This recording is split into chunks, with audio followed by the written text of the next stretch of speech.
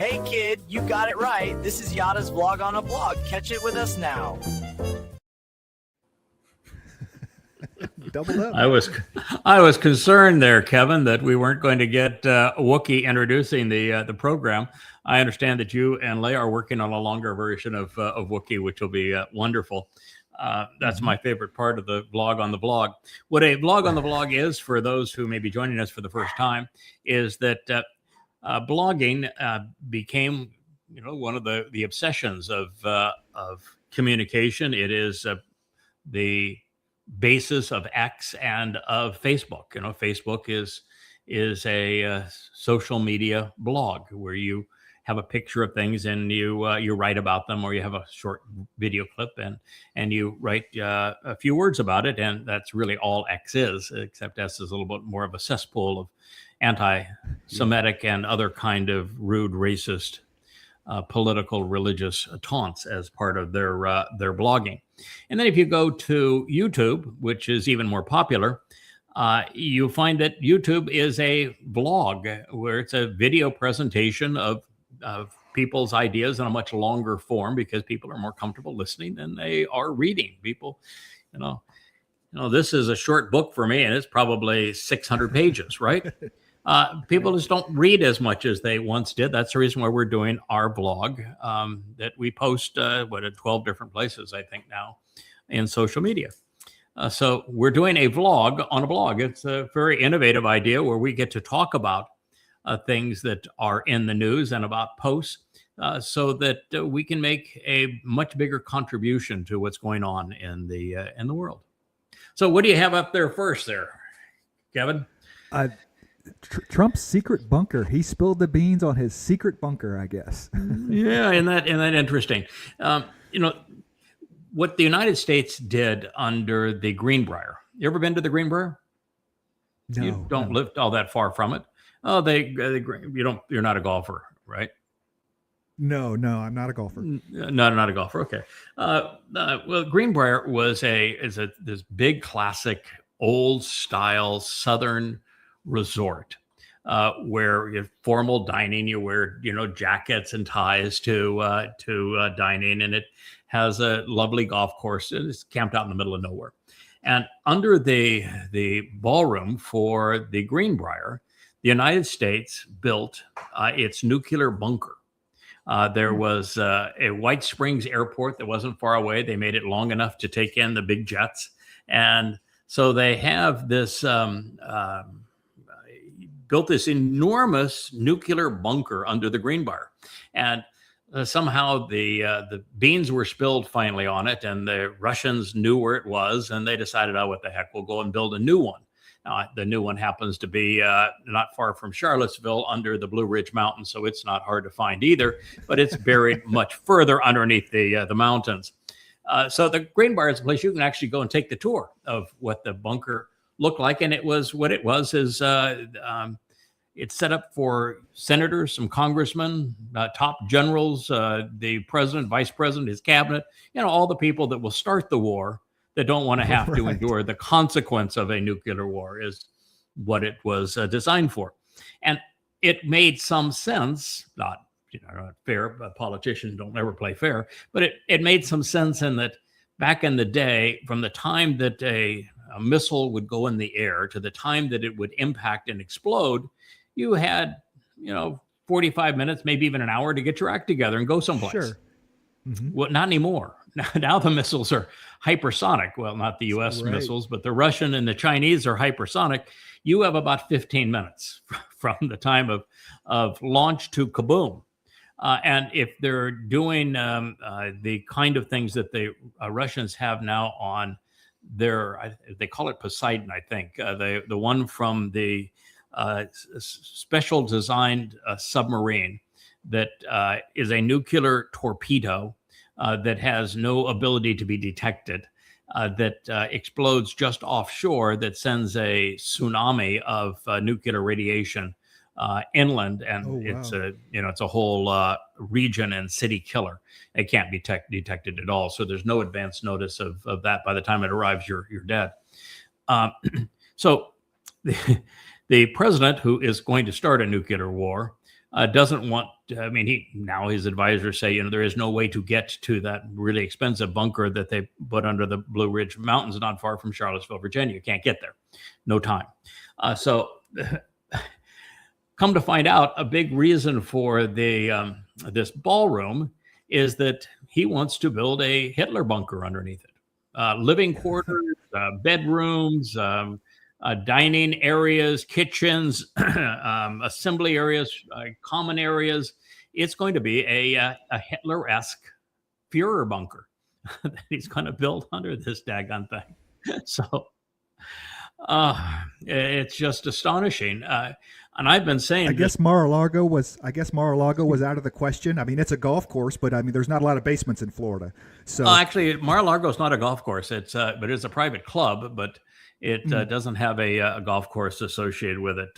Be pretty expensive land there on Palm West, but or Palm Beach. But no, it's he's doing it right there in Washington. He's got his own little Führer bunker that he's going to build. And so the man that's going to start World War III is the man who is going, well, if he can get his contractors together. So far, all he's done is unsupervised, unregulated, unapproved demolition. He hasn't gotten his plans approved to build it. And he found out, well, he actually had to have those plans approved. And the first architect has left saying, I won't be part of this because what you're asking me to design is so much larger than the White House, it'll make the White House look stupid architecturally. Right. So, well, at least he has a reason, maybe not a good reason, but a reason, right? Well, there's no good reason. I don't want my name on it. There's no good reasons with the dumpster. All right, what do we have second there? Let's see. Common denominator. Yeah. Yes. Yeah. So we have some people that are finally doing what I have done for the last 20 years, dealing with what I call common denominators. If you want to think logically, if you want to go from knowing to understanding, you always have to look for the common denominator in things. And the common denominator in terrorism, also in genocide and apartheid and colonialization today, mass murder, is Islam. And so what he is saying is, well, the common denominator among all of these horrendous attacks are Muslims. So maybe the problem is Muslims. What do you think? Maybe. Oh, yeah. Islam is definitely the common denominator. The only people that even remotely in recent history gave them a bit to move the meter was the Irish. The IRA, they were the only ones that ever did a little bit of terrorism, but that was specifically political. But Islam it takes the cake. Anytime something happens, a mass shooting, it's just like, yeah, you're just waiting for them. Are they Muslim? Yeah, they are. Yes, they're Muslim. Surprise. Yeah. If you're dealing with terrorism, it's clearly Muslims have a monopoly on it, and it doesn't mean that all Muslims are terrorists, but all the good ones are. The Quran makes it very clear that you can't be a good Muslim if you're not a terrorist. So you can be a bad Muslim and not be a terrorist. The guy that tackled the good Muslim who was killing Jews in Sydney on Bondi Beach, he was a bad Muslim, which made him a good person. And the guy that had killed the 15 people and wounded 50 others, he was a good Muslim, and therefore he was a bad person. So it's. We don't know what percentage of Muslims are good Muslims, but all of the good Muslims are terrorists, and that is the common denominator that we're dealing with here. I actually say that the only one that could rival Muslims on the mass murder side would be Marxists. And we do have a lot of Marxists and Muslims working together to be exceedingly vile and vicious today. A lot of MAGAs also starting to be quite vicious as well. Really tough to be a Jew today. I feel sorry for the Jewish people. For sure. Yeah, I found it interesting. I mean, and we're specifically talking about Islam and Muslims here, not Arabs, not Persians, because these guys from Bondi Beach, they had just come back from the Philippines. The Philippines and the Pacific Isles over there has become quite the hotbed for Islam, for really nasty, like African style Islam, were hacking people apart and things. So it, they were had just come back from the Philippines, and I found that interesting that they weren't in Qatar or wherever. The plan for 9/11, which I would consider to be fairly vicious, wouldn't you? Flying airplanes into 3 buildings, I'd call that fairly vicious. The plan for 9/11 was written in the Philippines. Ramzi Youssef was in the Philippines. We found the plan on a computer that Ramzi Youssef had written. Ramzi Youssef was the blind cleric later, I think, that also came up with I guess he wasn't the blind cleric, but Ramzi Youssef came up with the plan for the first bombing of the World Trade Center. And then he was the one that wrote the plan for the second bombing. So he also came from the Philippines. Timothy McVeigh of Oklahoma bombing fame. He went to the Philippines just before he did his bomb there. That's why Sandy Burglar, remember, went in and stole the files from the National Archives of the evidence of what had happened there. What he stole is the fact that he had been there and was indoctrinated by some of the more vicious Muslims in Abu Sayyad, the Islamic group in the Philippines, and that's where he learned to create that truck bomb. So yeah, the Philippines has a serious Muslim problem. So yeah, that is a common denominator. We're staying on theme. Right. Islam. Oh my!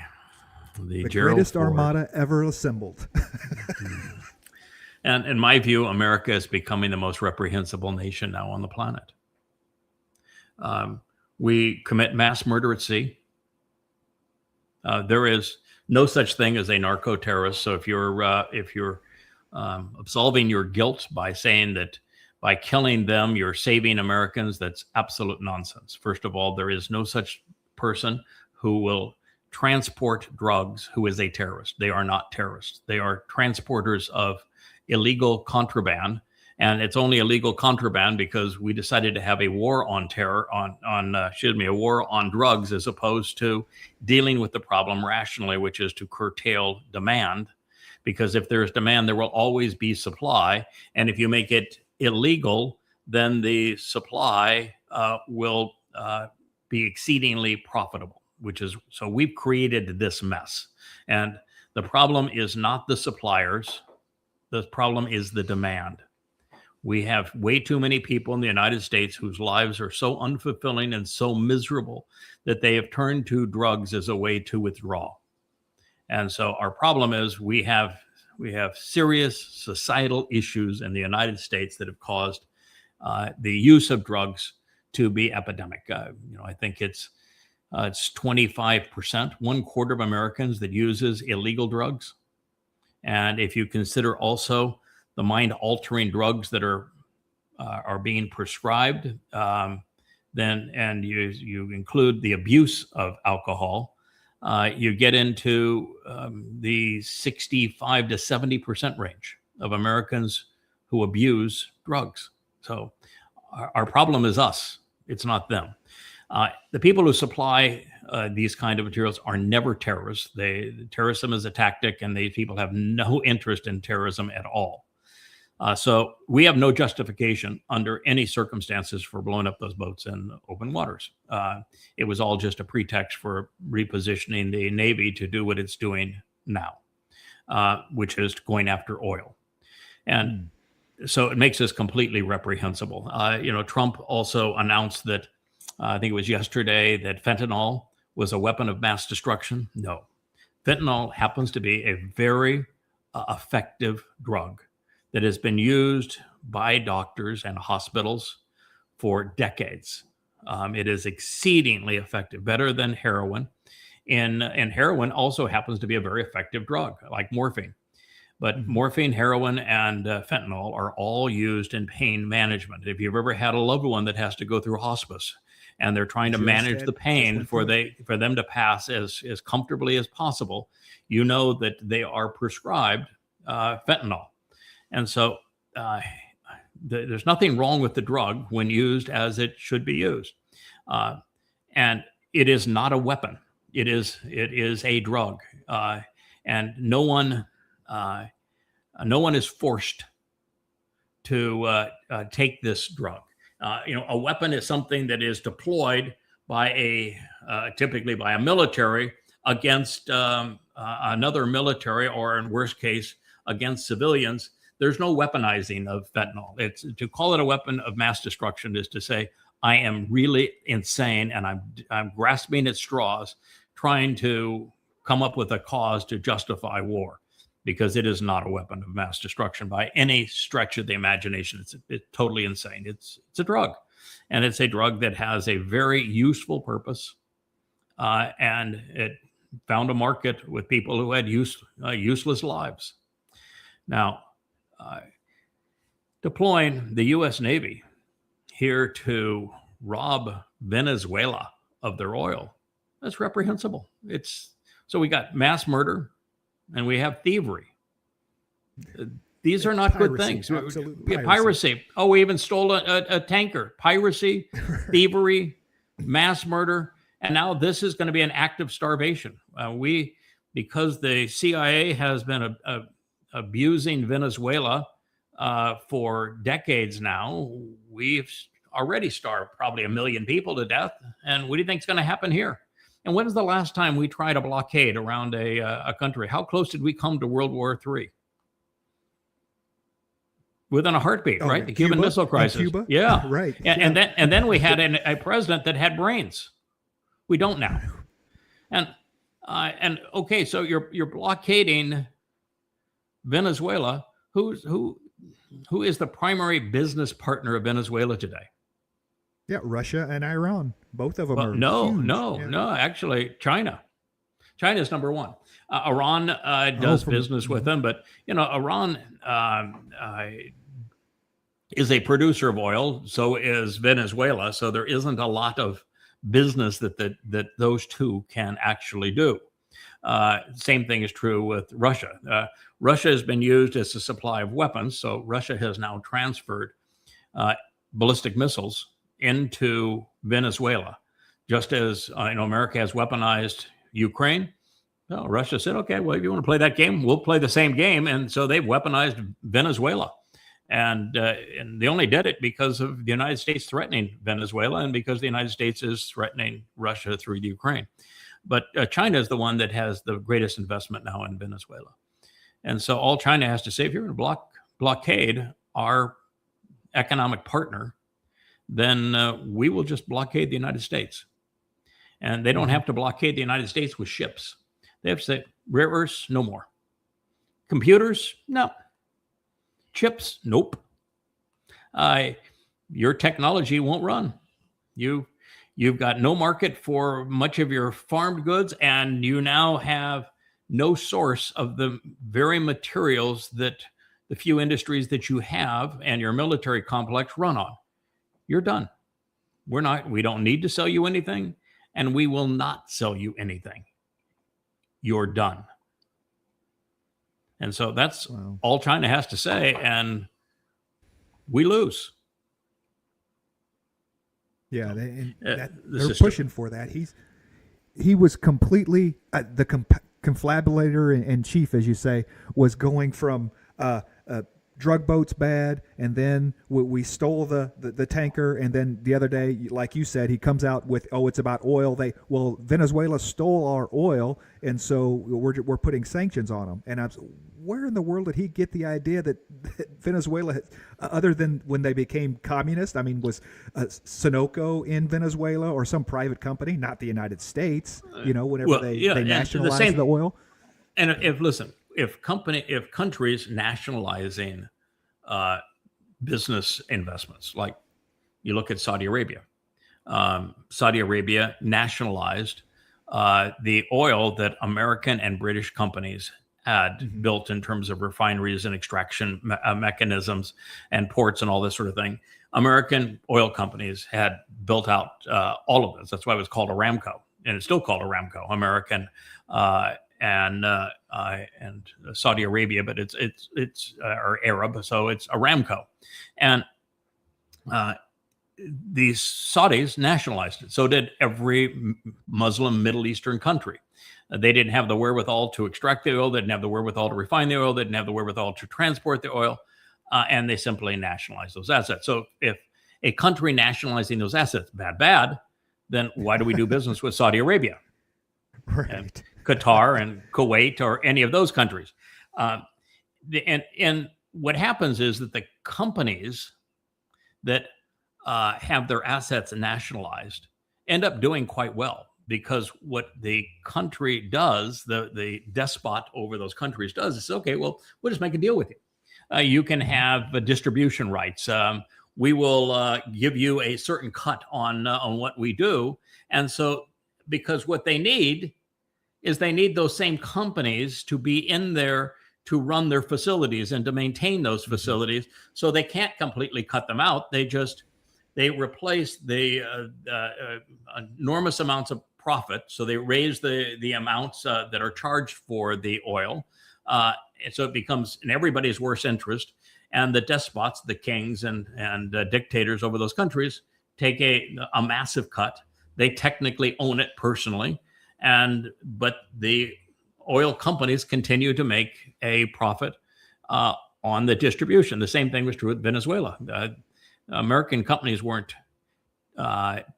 disposed from Venezuela by Venezuela. It was the United States that precluded these companies from doing business within Venezuela. So we're the ones that threw our own companies out. It wasn't the other way around. So nothing was stolen from the United States. It's all a confabulation, a complete and utter lie by the Donald Dumpster. That's who he is. This island is a good example, because 20 years ago, the plant here, the petroleum plant, was a 50-50 joint venture with the U.S. and Venezuela when we were friendly with Venezuela. When Venezuela nationalized everything, they pulled all their margins out of this plant and deferred maintenance. And eventually what happened? You didn't maintain the facility. It all fell apart. Yeah. And the investor that came in happened to be Chinese. China came in to rebuild it with British Petroleum here in the U.S. Virgin Islands, and it failed miserably. They put $5 billion into it and lost it all. Never could get the refinery back operating again. It originally was built by Hess for the refinery here. Now they use the tank farm to launder oil, whether it be Iranian oil or Russian oil or that sort of thing. The tank farm still operates, and they just take it off of one boat, put it in another boat. But the fact that it's been in the U.S. Virgin Islands for 15 minutes means that it's poof. It's poof. It's clean. It's clean oil. I just want 0.01% cut of that. You know, I could retire. God, these rackets. I'm just so astonished by Elon Musk stock hype. I mean, I swear that the man must have bought X to be his propagandist arm. So here we're looking at Elon Musk saying that the future and the hype on the big IPO for SpaceX will be man colonizing Mars. And I'm here to tell you, it's not like there's a slim chance of that. There is a zero chance of that. I mean, everything on Mars is deadly. The soil, you can't use the soil to grow anything. And matter of fact, the soil is so toxic. And because there's no way to contaminate anyone. If you were to walk outside of the spacecraft, let's say that you actually could get there and not be killed in the process, which, you know, probably one chance in 3. And let's say that you could actually land without this thing falling over and not working once you get there, which is probably 80% likely.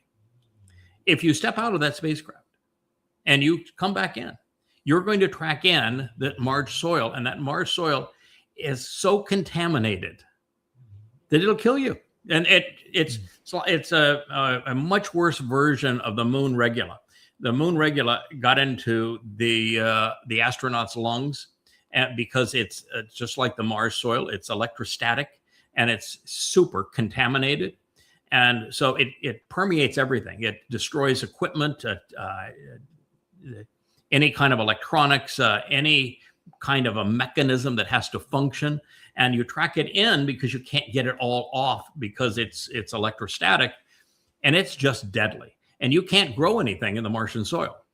It doesn't have any of the kinds of things that Earth soil has that makes it suitable to grow plants. And there isn't the energy to drill for and to defrost the water that's subterranean.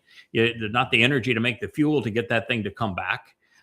There's no way to protect yourself against cosmic radiation unless you live in a cave. And if you live in a cave, why even go there? You can dig a hole in the earth and you don't have any of these other issues. And you can't be away from normal Earth gravity for any length of time without losing your heart, your bones, your muscles, your ligaments, everything else deteriorates. So if you went there, even if you, some miracle, you could actually make food, which is not going to happen. And you could actually make the return rocket fuel, which is not going to happen. And you could actually set up a power plant there, which is not going to happen. And you could successfully do all of this. You could never come back to the Earth because the moment you got to Earth gravity, it would kill you. So this is utter foolishness. And he's talking about millions of people there, and no one is ever going to live on Mars. He might, as a vanity project, get people to die there. So what in the world are people thinking about with a $1.5 billion or trillion valuation for SpaceX? And Tesla stock just took a huge spike. He can't sell Tesla. The margins are absolutely terrible. And so it spiked because he deployed in Texas, I guess, some robocabs. But his robocab is horrible. I mean, it's got the front right seat. I don't even know if there's a back seat. I assume there is, but there's no back door, so it's not even easy to get into. And the front seat has the steering wheel, so it's kind of weird to be sitting there. So it's completely impractical as a car design. And he's 3 years late to all of this. He doesn't have any of the permits for California, which have had robo taxis for quite some time. And the robo taxis in California having a terrible time. They just ran over a guy the other day. One of them went into a construction zone and a bunch of wet concrete. I mean, they're having serious problems with them. And it's not even his. I don't get it. What the reason is that a company could trade for such a ridiculous multiple of earnings when their earnings are shrinking, their sales are shrinking, and their product, they have $800 million of inventory of their number one product they can't give away, Cybertruck. And they've got nowhere to go with SpaceX. It appears right now that Amazon's Bezos, Blue Blue Origin is going to beat them to the moon, and the moon base is never going to work. There are too many issues that make it impossible for humans to live on the moon. So we're not going to. You can't go there and live and build a space colony, and you can't go to Mars and live. So SpaceX has got nowhere to go, and Tesla is in serious decline as an automaker. So I don't get it. But anyway, there he is, hyping. Sci-fi hype. People's sci-fi hopes hype. and dreams. Social media hype. What does the number one thing that boomers complain about is I was promised flying cars, right?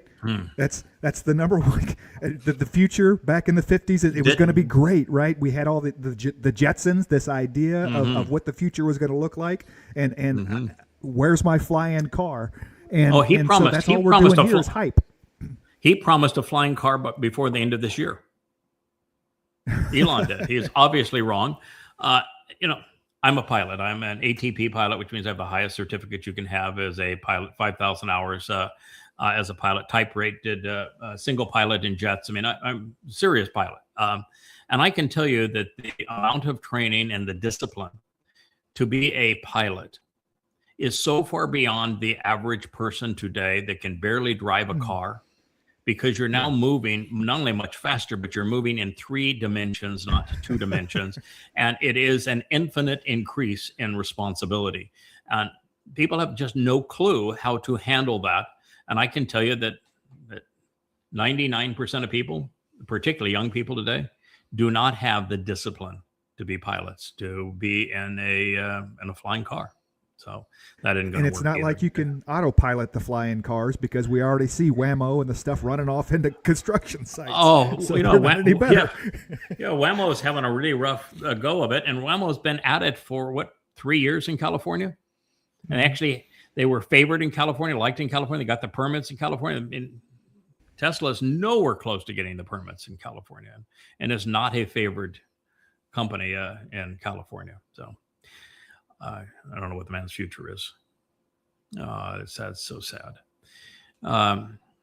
This is the young lady that was murdered at Brown University, and you look at that face, that young woman, and say, you know, she had everything in front of her, and she was just killed for nothing. And the fact that that no one wants to release anything that happened during that murder, when the whole classroom of people would have heard the person, saw the person doing the shooting, and everything is locked down. And now we find that Brown University and the authorities are scrubbing the website of the most likely suspect. The suspect is a pro-Palestinian. He is I think he came from Lebanon as a Muslim. Is also a Marxist, and he's an LGBTQ XYZ elemental P proponent, and that seems to be the guy, because they're erasing his X account, his Facebook account, all records of him, but that appears to be the guy. So we've got a Marxist Muslim. I think he refers to himself as a they. So a Marxist Muslim they that took this young lady's life. He can't be his LBGQ2 whatever in Lebanon or any Islamic country, but it's okay to do it here and then go shoot up a bunch of people. I mean, just queers for Palestine, baby. Oh, here's another. This man. This one's weird. He's an MIT professor. He's Jewish. He's pro-Israel, and he was murdered in his home. And so, you know, who is targeting Jews, Marxists, and Muslims? So it's likely the same sort of thing, that he is targeted for no other reason than his ethnicity. Anti-Semitism is worse today than it has ever been in world history, and we know the last time it was really bad led to the Holocaust. So this is what the prophets have spoken of, and it's a real shame. I feel sorry for Jews, and looks like there's only one place that's going to be quasi safe for them, and that's going to be Israel, and even that's a big risk. But here's a bright young Jewish man making a contribution in nuclear studies, and was gunned down by an idiot.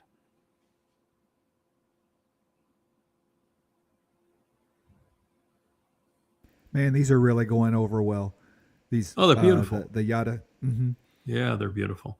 It's becoming stylish to yada yeah, and yada means to know. So the whole theme is, do you know? And what there is to know is YAHOWAH. And so it's YAHOWAH.com, and do you know? And just lots of just beautiful, interesting people that are presented in the know. Are you old enough to remember the Twilight Zone? Did you ever see an episode of it? Oh yeah, absolutely. The John Lithgow episode scared the crap out of me. It's just that damn thing on the wing of the plane. It was like, oh. Yeah. The episodes began with, imagine, and with this the hypnotic rings that are like this, and now it's being presented. This is a fairly old graphic, but it appeared in my feed today, and I thought I would share it. But imagine a religion whose followers admit that they want to kill you and who are actively trying to kill you, but they say that you have a phobia if you don't want them to kill you. That's how crazy we are. Yeah, it's Islamophobia to say, I really don't want Muslims to kill me. Mm-hmm. And I don't want to be yet they're- around Muslims. It's Islamophobia. Yeah, no, ridiculous. And of course, the thing that the people who protest and call it Islamophobia have never read the damn Quran. The Quran, in the 8th surah, Allah says that there's only two types of Muslims: those who have already died killing for him, and those who will die killing for him. So to be a Muslim, according to Allah in the Quran, you have to be either dead or going to be dead because you're a murderer. Mm-hmm. Now, if that's the kind of religion that you think we shouldn't be concerned about, then you're an idiot. You have no morality. You have no judgment. You're just a complete nincompoop. So the whole thing of Islamophobia is just utterly ignorant. The Quran is one a point death alone. cult. That one point alone is enough to destroy Islam and throw out all the other nonsense that's in it. That one point alone is but there is enough to destroy it. there isn't anything redeeming in the Quran. I mean, I have written the most comprehensive books ever on the Quran. 5 volumes of this is goddamn religion. They take every word of every verse of the Quran. I have 5 translations of the Quran, and I set the Quran in the context of Muhammad's hideous life so that it can be understood. It's the absolute best way to understand and to expose and condemn Islam ever written. It proves that Allah was sadistic. He spends all of his time in hell in the Quran torturing people. Muhammad was a pedophile. He was incestuous. He was a rapist. He was a ruthless terrorist. He was a mass murderer. He was a womanizer. He was a thief. You just couldn't have a worse person than Muhammad. He never got a single prophecy right, so he was not a prophet. So you got a non-prophet and an ungod.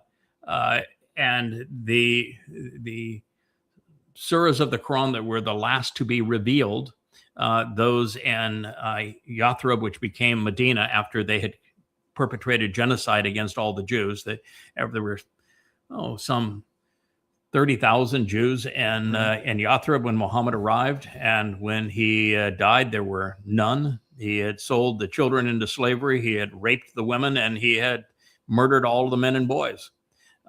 And so this is a repulsive religion. And in the first 100 years of Islam, Muslims killed 200 million people, a third of the world's population at the time. Wow. Yeah. So there is just no excuse for Islam. And if you don't know Islam, then just shut up about it because you're ignorant. Read goddamn religion. It's irrefutable. 4,200 pages of absolute, irrefutable proof that it's a death cult. That's just the reality of it. And there's no one on earth can invalidate that claim. 622 is the beginning of the Islamic era. You know what happened in 622? Muhammad met with some pagan Arabs from Yathrib, and he sold them a bill of goods. He said, we're going to have this religion where you get to steal legally. I want to legalize stealing. You get to keep 80% of what you steal. I get 20% of whatever you steal. And if you live while you're out being a land pirate, then you get to rape. You get to enslave people. You get total control over women. You can beat them, do whatever you want to them, rape them, and you can wallow in all the stolen loot. And if you get killed, my God, I have a special deal with him this week only. If you get killed, you get multiple virgins in paradise. Right. And so the pledge to accept that deal was, we pledge to wage war against all mankind. It's the Pledge of Aqaba. It's the first day of the first year of the Islamic era. Call that a phobia if you wish. Susan Sarandon and all the other nincompoops in Hollywood. They want Marwan Barghouti released. Not because he's a good guy. No, he's a mass murderer. He is a terrorist. He has been convicted of murder and of terrorism. He is actually the founder of a Islamic terrorist militia.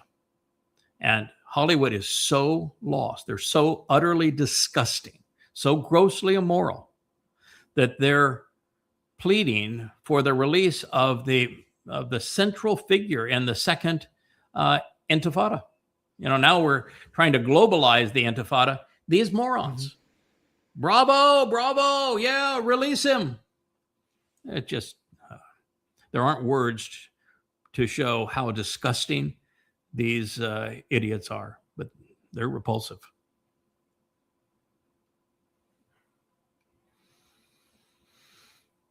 This was a video that wrongly claimed that the Emir of Qatar was the man who cut off Danny Pearl's head. That's not true. There were two people, both confessed to it, and probably neither one was involved. Muslims like to confess because it makes them martyrs, and gives them added bonus points in terms of the number of virgins they get with Allah and the brothel. Not that you wouldn't have to be a complete idiot to believe that by committing murder that you're going to be rewarded with virgins in paradise. You'd have to be pretty stupid to buy into that. He is an evil man. He has bribed America's universities like Brown and Columbia and MIT and so many others, so that they are now anti-Semitic hellholes. He funds international Islamic terror all around the world. He is negotiating for the destruction of Israel and the world domination of Islam. This is among the most evil men in the world. It's the bank of Islamic genocide.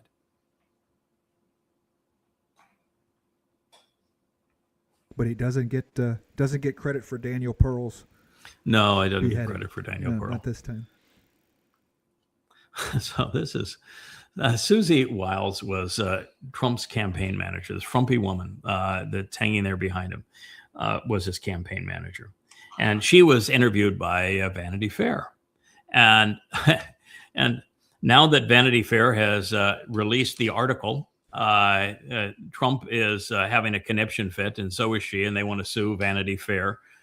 And Vanity Fair said, "Wait a minute, everything she said is on tape. So if you don't like it, maybe you have a problem with her."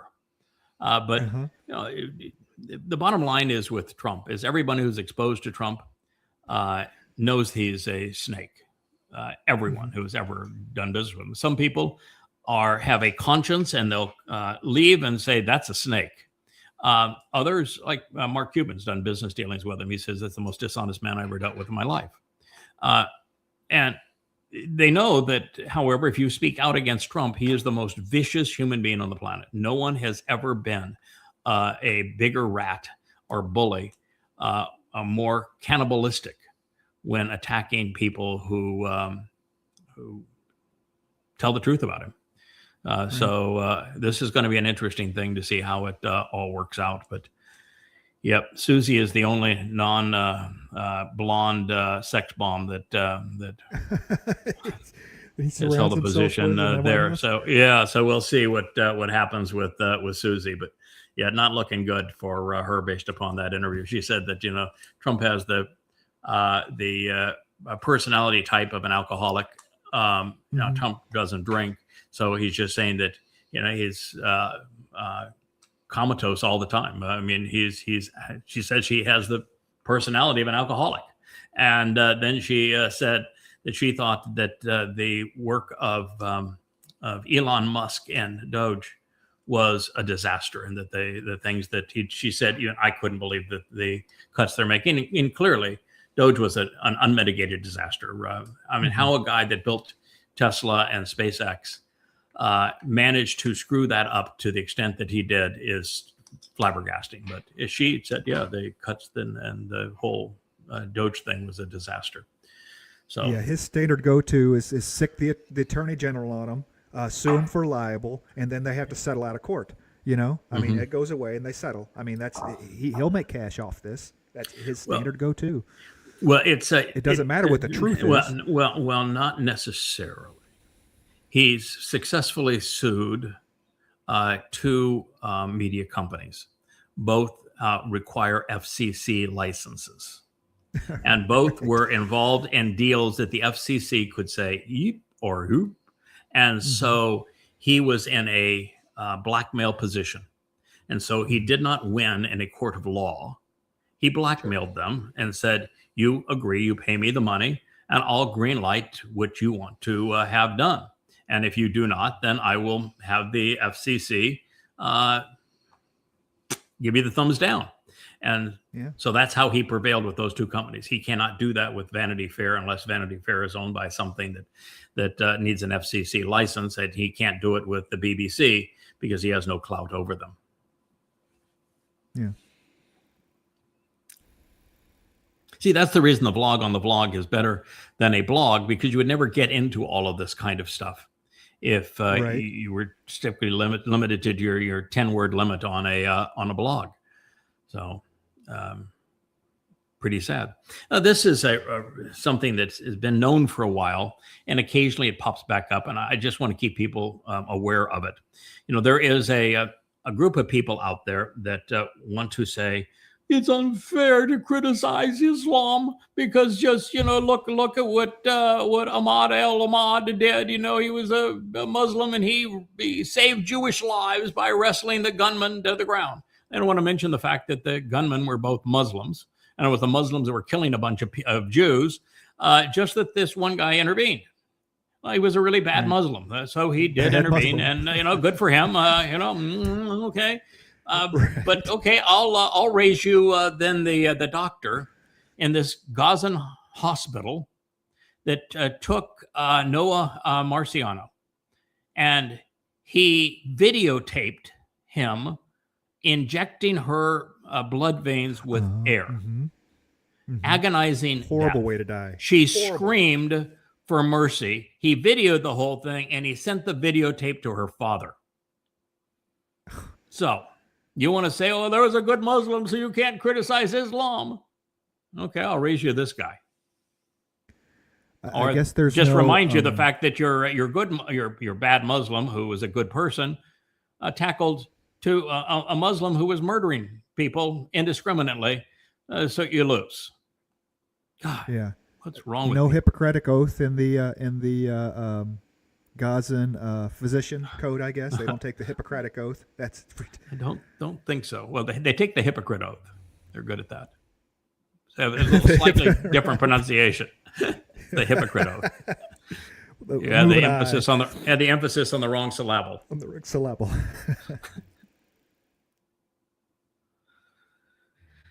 Yeah, this goodness. is Italy? this goodness. There- You know, and I with just Turkey, no, Turkey. Yeah, what I can't, and Qatar. What I cannot fathom is how Israel managed to screw itself up this badly.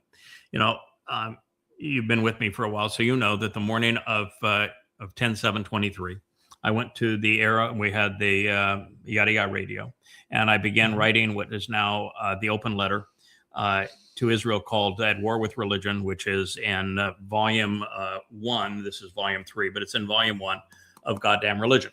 And it's an open letter that tells Israel, this is what I think you're going to do. This is why it will fail.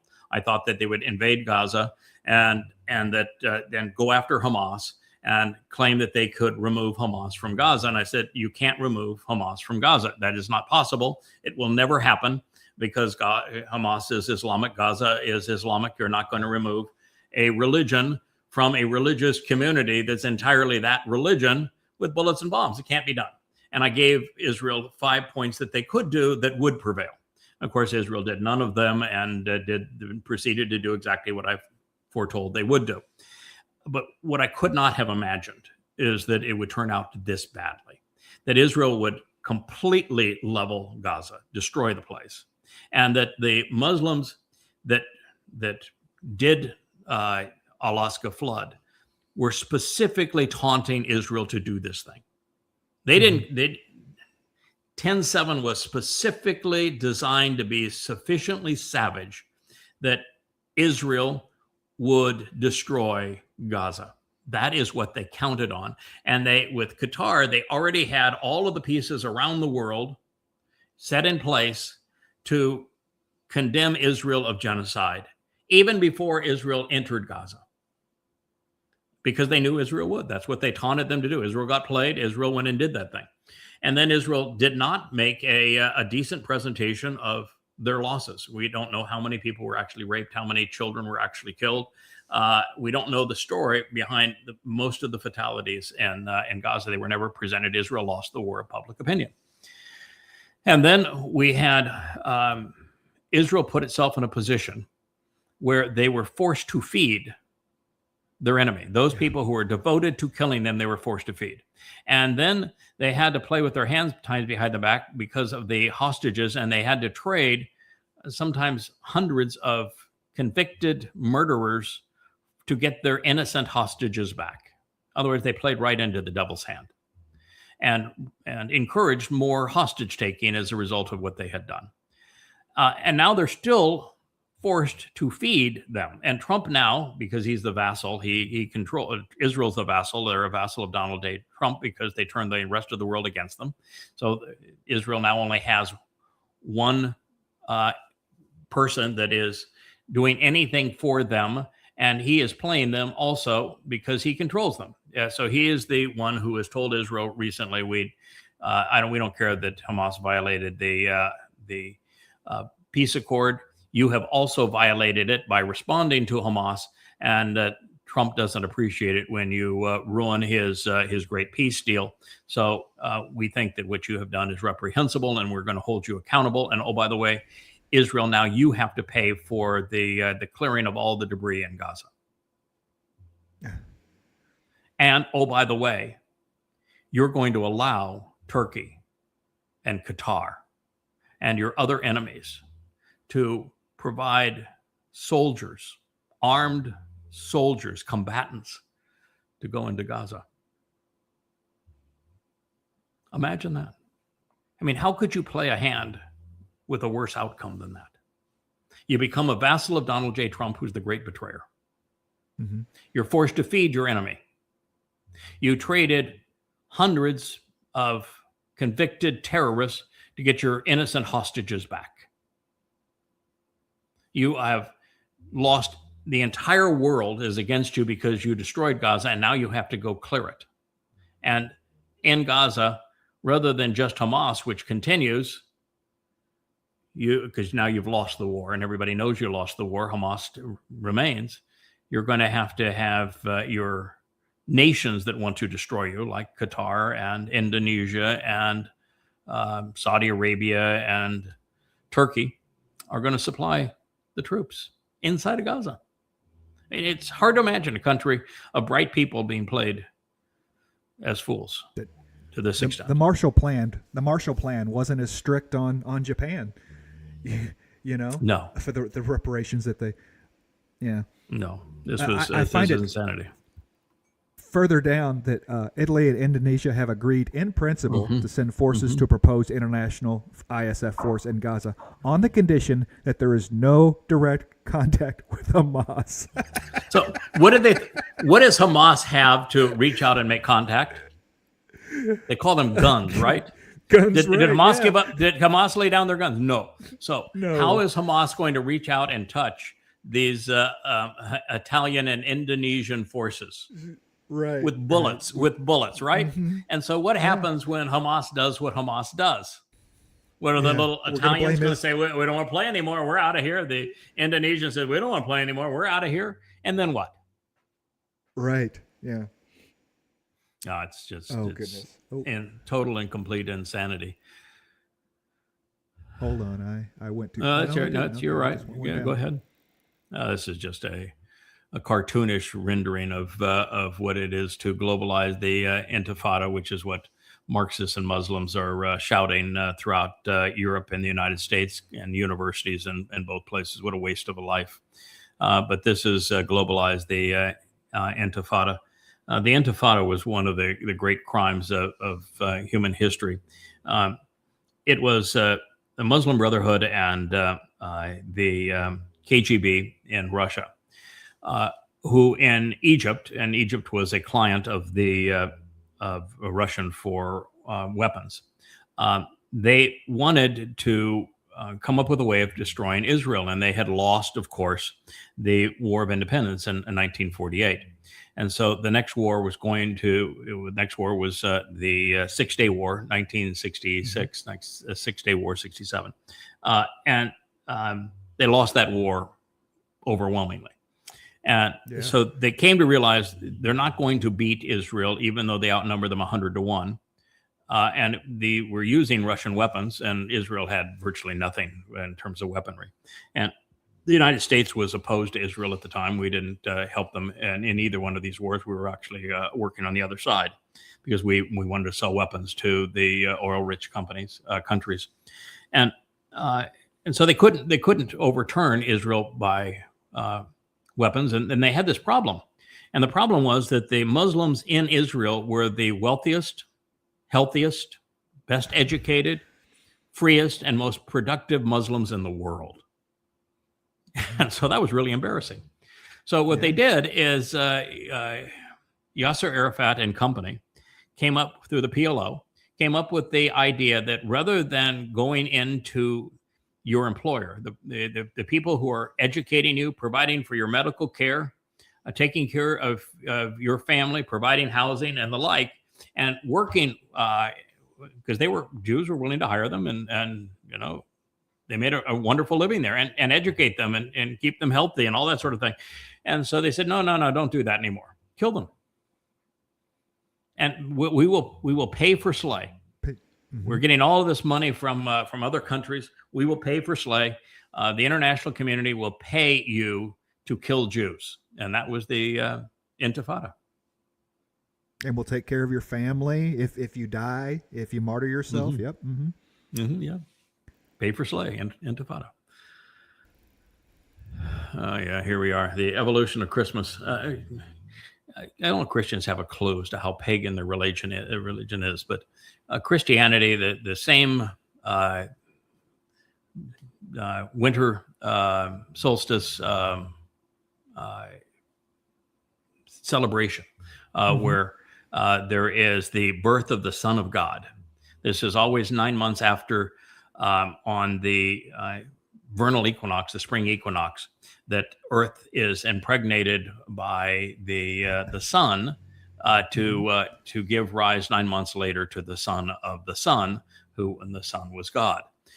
So this is the first of these myths was under the name Tammuz and Babylon. And then we went on through the list of man gods that were the product of a virgin birth and an annual death cycle. And the most common to this myth of Jesus was Dionysus. He has almost identical pagan history, and Mithra did too. Mithra was the unconquerable sun, the religion of particularly the Roman legions. Constantine was a devotee of Mithra. But Dionysus, when the Romans came in 133 to completely destroy Israel after Rabbi Akiba made his big mistake with the false Messiah, Hadrian was a major player in the Dionysian mystery religion. In fact, he went from Jerusalem directly to Greece with his boy toy to participate in the Dionysian mystery religion. So Dionysus and Mithras, and then in Rome, the Saturnella is the basis of today's Christmas. Sol Invictus is the same as Mithra, and so all of these things were just incorporated into Christianity as making the religion pagan. Both Easter is even named after the Ishtar, who is Astarte, the mother of God, the queen of heaven. So Mary is a copy of Astarte, the queen of heaven, the mother of God, the Madonna and child. She became known as Ishtar, that Christians now celebrate Easter, which is named after her. And then you have Christmas, which is the Saturnella, with the Sol Invictus, Mithras, Dionysus, and the Saturnella. I mean, it's just pagan through and through. And it just shows how how religion perpetuates itself through monkey see, monkey do, because Christmas is not in their source text. Mm-mm. There is no, nor is Easter, Christmas nor is Easter. Exactly. Mm-hmm. And it's Yep. just monkey see, monkey do, that this guy says this, and Nor is Sunday worship. Sunday worship's not in their text either.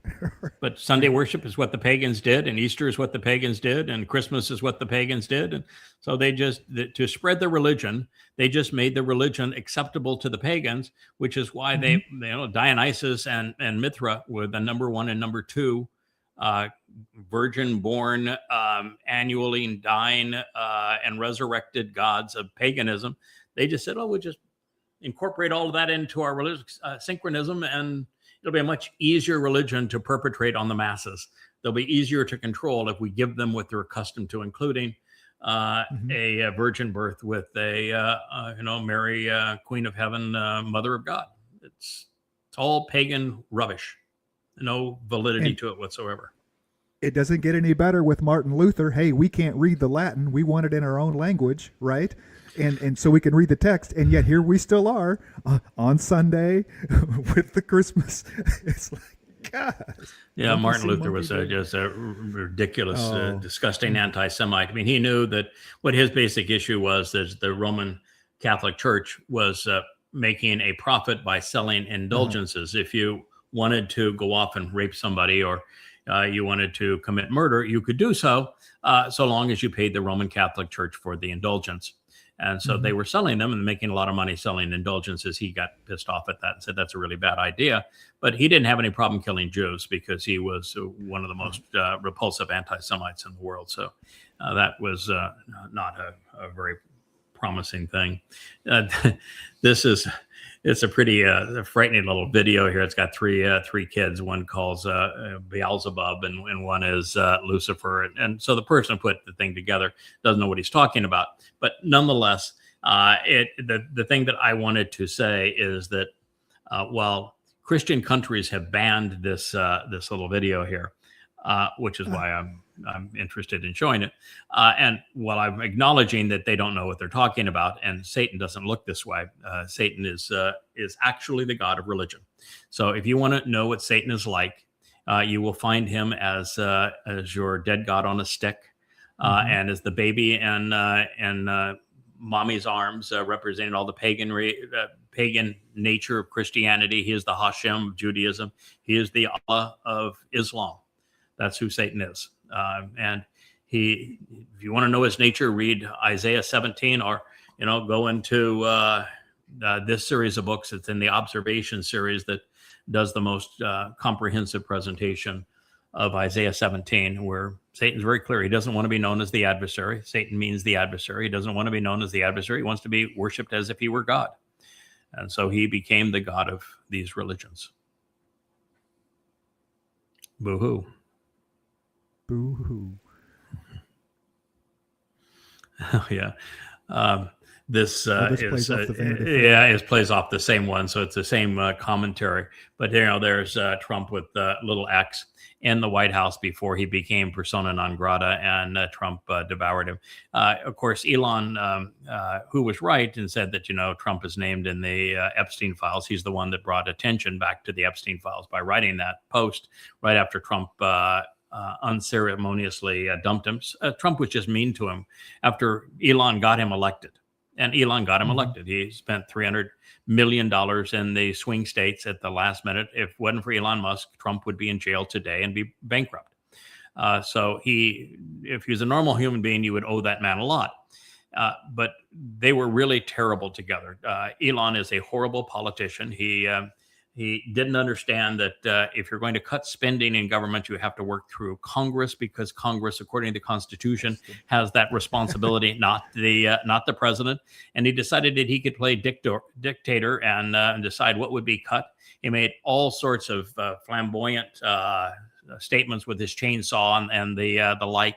And every day he had a new release about who's going to jail and who was stealing what and what was happening. And never once was there an indictment. Never once was there a conviction. Never once did he validate anything that he made as a claim. and he just was ransacked everything, and the courts overturned everything because the president doesn't have jurisdiction over such things. It's the Congress, and he didn't want to work with Congress. So he made a mess of it. And then he had to go slinking back to Trump because, well, his electric vehicles don't sell without subsidies, and his SpaceX is his largest customer is the U.S. government. And I'm convinced that Optimus and Starlink have a huge government investment, which means eventually both are going to be used against us. Sure. I think that man is not what he presents himself as.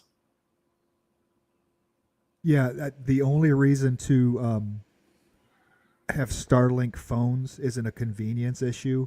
It is a control issue that you can give out phones that anywhere you go, that is the only network you find. Yeah. Well, I think actually it's going to end up being you can use any phone, and I happen to use Starlink here on this island. It's the best form of connectivity, most reliable form of connectivity we have on this island. It's got its issues, and there is no such thing as customer service with any one of Trump's or with any one of Elon's companies. But it's a decent product, and if all cell phones can connect through it, no matter where they are, then there is better connectivity of the world, better communication. That's a real positive thing. If it actually happens that way, it'll be one of his companies that actually makes a positive contribution. I just am looking at what he has done in the past and listen to what he is saying, and I suspect there's going to be a nefarious issue that arises here. It's just my conclusion. It's just like SpaceX. With SpaceX, there is literally nowhere to go, so all he is doing is selling hype while launching satellites for the U.S. government. This is the one you want me to? Yeah, this is it easier for you to read it? I can. Yeah, I can read that. It is genuinely startling that the president of the United States would send out a tweet from Trump Social or Truth Social that would say these kinds of things, and it's flabbergasting that we have a president that's this deranged, this out of touch with reality, that thinks that it's going to somehow work out for the United States to blockade a country so that we can steal their oil. Yeah. Saying those things on a microphone is one thing. Writing them down is completely different. I mean, you had to plan that out. You want me to go ahead and read it? Yeah, go ahead. Okay. Venezuela is completely surrounded by the largest armada ever assembled in the history of South America. Okay. It will only by the way, I'll interrupt you occasionally. It's not an armada. An armada would be, if you had a bunch of ships that you were going to use to transport goods and services. Mm-hmm. This is not an armada. It is the U.S. Navy. It is aircraft carriers and destroyers and missile launchers and spy ships and all of that kind of thing. It is the U.S. military that has been deployed to embargo a country that has not attacked the United States, has not threatened to attack the United States, has not done anything that could be considered hostile to the United States. We just decided that we were going to blockade that country with the U.S. military. When JFK announced that Cuba would be blockaded while we tried to curtail the Cuban Missile Crisis, which he didn't ever tell you what the real reason was that the Russians were putting missiles in Cuba, is same reason that Russians now have them in Venezuela, is because we put them in Turkey. And so the Russians wanted them out of Turkey. We wouldn't remove them from Turkey. They said, well, we have a way to get you to remove them from Turkey. We'll put them in Cuba, and then we'll remove them from Cuba. You remove them from Turkey, and we'll be where we needed to be. But he did not say, I have an armada, the largest ever assembled in the history of South America. He did not say that. No. No, he didn't tweet it either. Out of JFK. No, he didn't. It will only get bigger, and the shock to them will be like nothing they have ever seen before. Oh, that's his favorite line. I'm going to do it like nobody. No one's ever had a bigger one. No one's ever been better. It'll be the worst thing they've ever seen before. The shock. we've been shocking the Venezuelan people now to the point where probably 1 million have starved, and we want to blame it on their communist government. Listen, I don't like communism. I think communism, socialism, all that sort of thing is counterproductive. But nonetheless, we don't get to choose what governments other people have. That's just not in our purview to be able to make those choices. And the fact that they have a communist government would be, in my view, less productive for the people. However, the fact of the matter is the reason that the people there have done poorly is because the United States has been sanctioning them for more than 15 years. Yeah. We're the fault. It's not, yeah. Or not the fault that socialism doesn't work, but the fault that we're not doing Venezuela any favors, for sure. Well, yeah. See, the difference is that when we sanctioned Russia and then stole their sovereign reserves and did these kinds of things, and then put sanctions on the world, and then attacked them through Ukraine, and then tried to attack China through tariffs. China and Russia had means to work around us, and did, and not only called our bluff, but have turned what we did in terms of sanctions against us, so that the consequence of the United States is going to be bankruptcy within a matter of 5 years because of what we did with our sanctions and our tariffs between China and Russia and even Brazil and India and the BRICS nations. So we played a card that ended up creating economic suicide for America, and it's for certain. Venezuela, with 30 million people in South America, did not have the wherewithal to respond as Russia and India and Brazil and China did. And therefore, they now are susceptible, although it is China that has replaced the United States in terms of commerce with them, and Russia who has replaced the United States in terms of providing a defense mechanism for the country. But go ahead. I'm sorry. Oh, I'm not sorry. That's the best thing to do. You read it and I'll comment. It's your show, man. Until such time as they return to the United States of America all the oil, land, and other assets they have previously stole from us. The now, illegitimate. Wait. I was not. I don't know where I was, but somewhere I missed the fact that Venezuela was Venezuela and not southern Florida. Did I miss?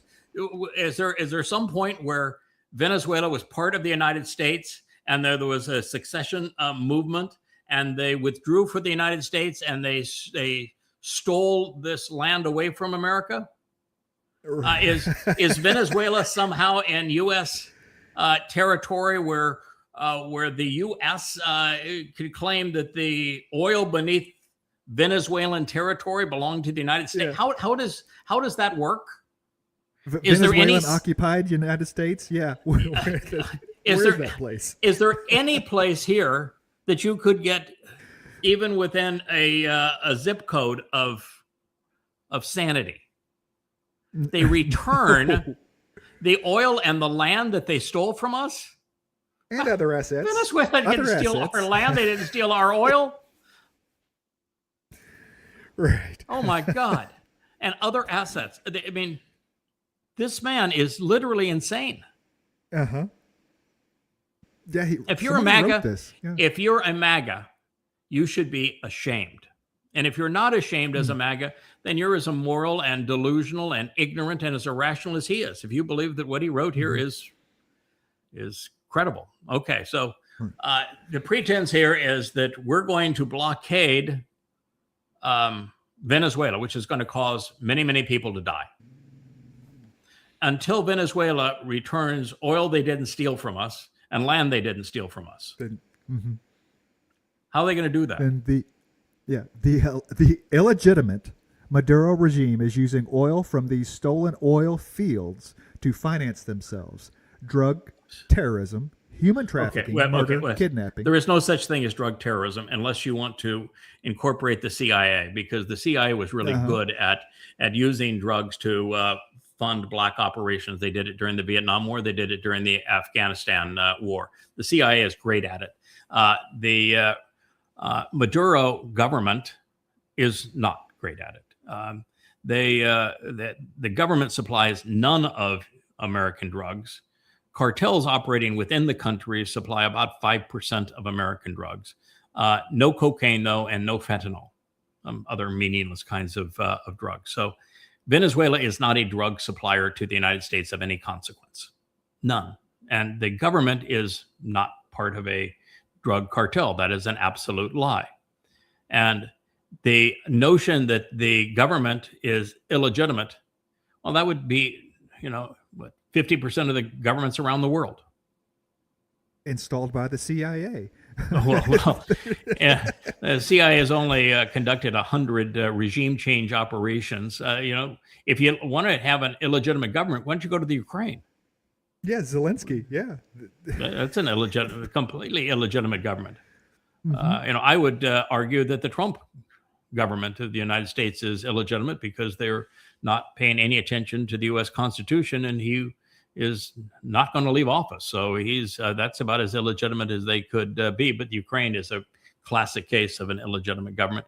But why would you assume that Saudi Arabia is a legitimate government, or Kuwait, or any of the Middle Eastern fiefdoms? Look at Egypt, which we do business with. That was a military coup that was sponsored, of course, by the United States. Or look at the Islamic State that he's Trump's all buddy. He's handsome and he's a great fighter. He's my guy. I'm going to support him. It's the Islamic State. And the CIA was responsible for having the United States upend the Assad regime. So illegitimate governments are the work of the United States. We are really good at being bad in this way. So there is no legitimacy to what he has said now. The Maduro regime is not a narco regime. They're not a terrorist regime. There's no terrorist acts that are being perpetrated by them. And they are less illegitimate, or more legitimate, than most of the other countries the United States wallows in. For the theft of our assets and many other reasons, including terrorism, drug smuggling, and human trafficking, the Venezuelan regime not involved in human trafficking. If you want to involve in human trafficking, go after Saudi Arabia. Yeah. If human trafficking means something to you, go after Bahrain or United Arab Emirates or Qatar, where the slave trade is huge. So no human trafficking there. This is all a pile of absolute lies. He's not out killing people either. He's not kidnapping people. Oh, but guess who is really good at murdering people and kidnapping people? The United States. Yeah. Well, they just did blowing up the boats. So we just pirated a boat, didn't we? A tanker. Mm-hmm. And we blow up all the other boats. So that you want murder, that would be it. Yeah. If you want drug trafficking, the reason there's drug trafficking in the United States is because there's a demand for drugs in the United States. You know why there's a demand for drugs in the United States? Because we have so screwed up the country. And I hate to use we with the United States because I'm an expat, but the United States is so screwed up its country where there really is no productivity. There's education has become indoctrination. People's lives are so unfulfilling and miserable that they're drugging themselves to death. It's not Venezuela's fault. It's not even Colombia's fault. It's the Americans' fault. We did this to ourselves. I hate to use we again. I'm an expat, and I'm glad I'm an expat at this point. Right. The Venezuelan regime has been designated a foreign terrorist organization. Therefore, today I am ordering. Yeah, he called them a foreign terrorist organization. Why not? If you want to know terrorism, the United States literally created Al Qaeda. We created Al Qaeda in Afghanistan because we wanted to rent the Taliban from the Pakistani government to attack Russia. We created Al Qaeda. That's a terrorist organization. The United States created them. The Islamic State is the one that replaced Al Qaeda, and we created them through the Awakening program. If you want a nation that sponsors terrorism, the United States. It's not Venezuela. And what is the United States doing when they attack Russians through Venezuela? We attack civilians through the Ukraine. in Yeah, Russia through the Ukraine. Through Ukraine. Yeah, that's terrorism. We're the terrorists, not Venezuela. We're blockading them. They're not blockading us. Right. We're Therefore today, today I am ordering a total and complete blockade of all sanctioned oil tankers going into and out of Venezuela. Into Venezuela. Okay. Venezuela's an oil exporter, right? Yes, they have the largest oil reserves in the world. We want the empty oil tankers too. The ones returning from some place that are going to Venezuela that are getting ready to fill up. We want to take those too. And by the way, and who that when it says all sanctioned, I love his caps here. Complete blockade on all sanctioned oil tankers. Who issued the sanctions? Who issued the sanctions? It's got to be the United States because OPEC. There you go. It's the United States. So the United States says, "I sanction you now. Now that I have sanctioned you, I can steal you." It's a shopping list, essentially. Then. They call that circular reasoning when you you say, "I'm only going to blockade and capture the sanctioned oil tankers, but I'm the one who designates what's sanctioned and what's not sanctioned." Right. Going into the illegal aliens and criminals that the Maduro regime has sent into the United States during the weak and inept Biden administration are being returned to Venezuela at a rapid pace. Yes, I'm sure. He just has to blame everything on Biden. I was always laughing at Biden because it was always weekend at Bernie's because it was obvious that he was comatose even during the election campaign. And I pointed out that he had dementia during the election campaign. It was obvious to me, and now it became obvious to everybody 4 years later. But comatose is better than demon possessed. I want to tell you by a long shot. Day of the week. I just want a government that'll leave me alone.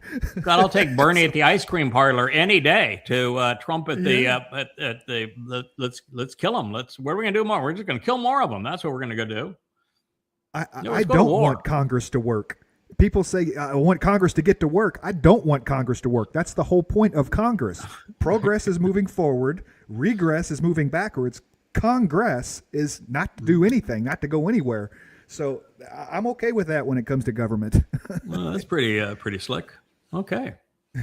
They stay out of my way. Okay, here we America will not allow criminals, terrorists, or other countries to rob, threaten, or harm our nation, and likewise will not allow a hostile regime to take our oil, land, or any other assets. All of which must be returned. What he wrote right there, 100% of that's the inverse of what's true. We are taking theirs. They have never taken ours. When you have a president of the United States that's this deranged, well, I made the claim because I've read the prophets and I know exactly what the prophets have said about Donald Trump, that Donald Trump is demon possessed. And they're really clear. They give a vivid graphic depiction of Donald Trump and his time and what he is doing and the nation that he rules over, even speaking of its drug problem, and describe Donald Trump to a T. And clearly they're right. He is demon possessed. It is your cluster B, isn't that what the cluster B narcissist? He's clearly a narcissist, but he was a narcissist in his first term. That was irritating, but he is a psychopath now in his second term. Yes, and I think he's always been an evil man, extremely evil man, a rapist, and a thief, and accepting bribes and all manner of things. He's always been an evil man, but I think he became demon possessed after having lost the last election and having so many criminal cases that went against him. And he realized he was very soon going to be in jail. And he made a deal with the devil. And Satan has a type. Trump's Satan's type. And now for the punchline. Thank you for your attention to this matter. Thank you, Donald.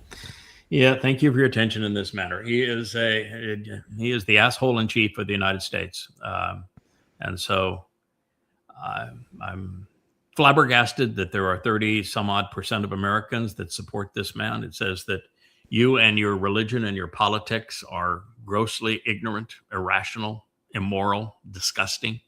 And I'm also disgusted that, and listen, I'm too conservative to be a Republican. So I'm certainly not a progressive, not a liberal. I've traveled in many communist countries during my youth. I know communism exceedingly well, and I despise it. I despise Marxism, socialism, and yet what I have come to know is that America has no future with the Marxist, socialist, progressives of the Democratic Party, and with the MAGAs and Trump, it is imminent destruction.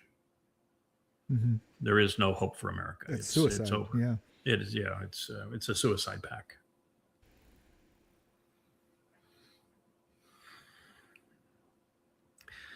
So this is a play off the same thing. Yeah, it's a play off the same thing. But it is what I'm describing here is that Trump is a murderer, that he is a thief, that he is a liar, that he is a warmonger, and that he is an egomaniac. Those are all irrefutable statements. That Donald Trump is demon possessed. I know that to be certain because I am the foremost expert on what the prophets have said about this time. And if you want to challenge that, or if you want to validate it, that book that is behind you, the book's actually bigger than you are, Kevin. Not in reality. Well, I've got one right here. There's my version of it. See, when I hold it up, I'm bigger than the book. But when you're showing there, you're almost in the configuration there. Anyway, this is it's called a time of trouble. It's Eth Sarah. It's about the 7 years that is the time of Israel's troubles, but it's world tribulation. Most people are going to die. And what I have done in this book, Eth Sarah, which is free at YAHOWAH.com, is I have presented everything the prophets have revealed about the next 7.5 years.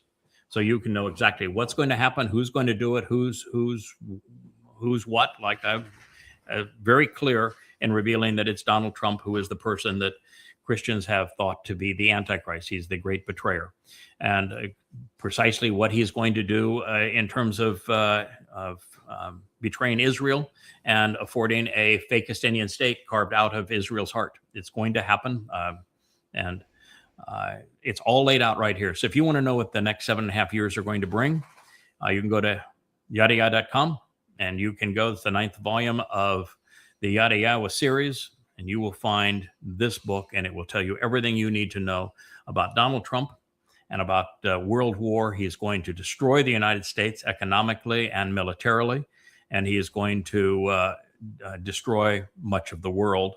And it would all be for naught if it were not for the events that are going to transpire on Teruah in September of 2033. So Eth Sarah, time of trouble. In my mind, the best part of this book is the Daniel material. I mean, this is Daniel being unsealed for its time in history.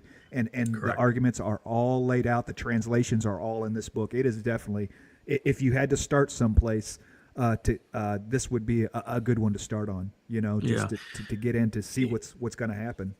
And Kevin, the catalyst to get into this, to describe Donald Trump as the great betrayer, and to align the timing of the Shavuot Teruah harvest, to know the timeline, to know the role that everyone's going to play, including the two witnesses, and when they arrive in Israel, and when the exact date that Trump makes the announcement that he's a god.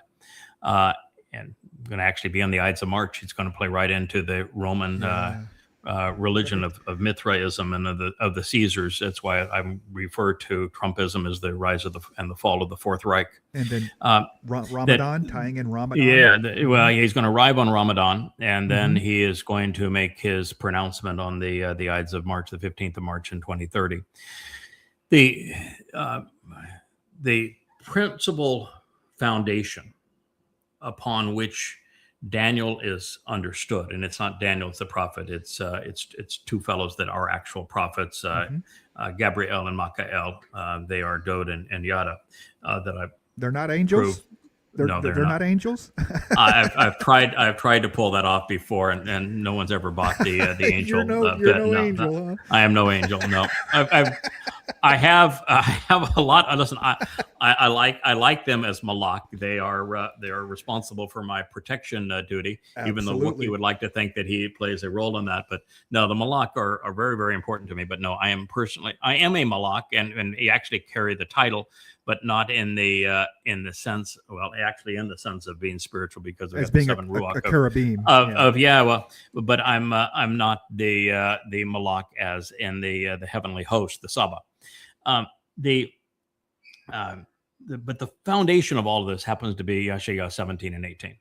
And it's the place where I've become certain as to when Israel is going to be forced to forego its heart to create a Islamic state, and who the person is that's going to perpetrate that, which is Donald Trump, because the 18th chapter is all over, describes Donald Trump in the United States of America.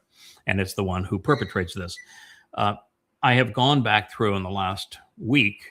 I have been dealing with a very in-depth analysis of Yahshua 17, because it is the fulcrum from where all of this plays out. And the more in depth you examine every word and every stem and conjugation and mood that Yahshua used, and he is the most brilliant wordsmith of the prophets. He is. You got to have your thinking cap on when you're translating Yahshua. He could be more brilliant than Dode. I mean, he's in that league. And as I read it, everything that I had come to conclude is affirmed.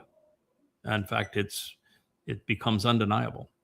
So I know of what I speak when I say that Donald Trump is demon possessed, and that he's the great betrayer, and that Israel's going to be forced to concede an Islamic state carved out of her midst, and that as a result of that, we're going to have Alaska flood 2.0. It's going to be 1,000 times worse than the October 7th attack. And I've named the countries that are going to participate, and exactly how Donald Trump's going to maneuver in all of this. So it's all laid out there for you if you want to know it. I'm not making this statement casually. You know, I had somebody write when I said that Donald Trump here is demon possessed. They said, "Oh, that's scary." You know, it's like, who are you to say that? Well, that's who I am. I know more about what the prophets revealed of this time than anyone ever. As you said, it's the first time the book of Daniel has actually been unsealed, so that it can be understood in great detail. And I've written it all down, done shows on it, and this is where we are. So, Yada Yahweh et Sarah, Time of Trouble, Volume 9. If you want to go to yadayah.com, you'll find all of the answers that we have been discussing here. Absolute, irrefutable proof for all of them. This next one, Kevin, bothers me because what they want to say is that before Israel was called Palestine, it was the land of Judea. And then they want to say, Chinese are from China, Russians are from Russia, Italians are from Italy, and Jews are from Judea. That is so utterly simplistic and so utterly wrong. It bothers me a great deal. Israel was never called Palestine. After Rabbi Akiba foisted his false messiah Bar Kokhba to compete with the false messiah of Paul and Iosu Christou, and brought the wrath of Rome for the third time on Judea. And at that point, all there was the province of Yehuda. So the Roman province was Yehuda. Yisrael, as a nation, was obliterated by the Assyrians in 700 BCE. And so the Romans came in under Rabbi Akiba to confront Rabbi Akiba and Bar Kokhba in 133. So we're dealing with 800 years after Israel existed. So there was no Israel. Israel in 1000 BCE was unified under King Daud, the actual Messiah and Son of God, unified Israel, defended them in Israel as a united country, and he acquired both Jerusalem as its capital and the Temple Mount, and built the city of Dod there. So it was Israel, and it's actually Yisrael. It means individuals who engage and endure with God. It was Yisrael in 1000 BCE under King Dod. After Solomon's horrible rule, where he incorporated pagan religious themes into his government, shortly after Solomon's death, Israel became a separate country, the northern kingdom, separated from Judea. And then in 700 BCE, the Assyrians hauled away the 10 tribes comprising Israel. And, you have during this period, too, the great prophet Eliah having his retribution against the political and religious establishment in Israel, with even against Jezebel and the like, and performed the dress rehearsal for what we're going to witness on Teruah with the sacrifice of the bull in 2033, which is why Eliah is coming back as one of the two witnesses. So it was the province of Yehudah that was all that remained from 700 BCE on. And so Jews are not Jews. They didn't become Jews until the letter J was invented in the 17th century. So they are Yehudah, Yehudem, Yahud. Yahud is actually a compound of Yahweh and Dod, the very Messiah we've been talking about, and the Son of God, the former and returning king. So the truth is, it was Yisrael in 1000 BCE. When Hadrian came in 133 as the third of 3 Roman assaults on Yehudah, a province of Yehudah. There was no J in Latin either, so it was not Judah. It was the province of Yehudah. And essentially destroyed it, hauled Jews away into the diaspora, crucified hundreds of thousands of Jews, and the previous attack under Vespasian and Titus had torn down the second temple.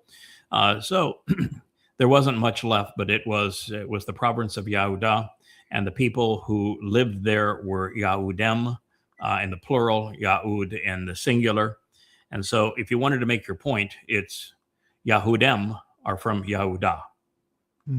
And then you would be correct.